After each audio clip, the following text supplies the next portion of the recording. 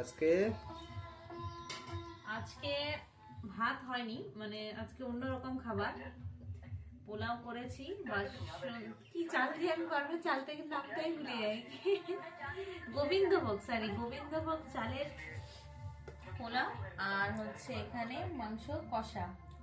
তো মাংস তো রান্না করি আমি, তো পোলাওটা কোনোদিন রান্না করিনি, ফার্স্ট টাইম রান্না করেছি। এই যে পরিবেশন করে দিয়েছি, আমার মেয়ে খাচ্ছে। মামন বলো কেমন লাগছে? ভালো, কেমন ভালো? টেস্টি।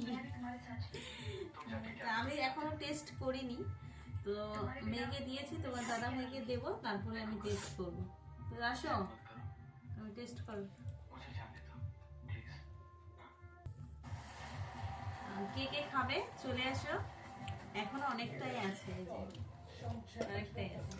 চলো টাটা, শুভরাত্রি।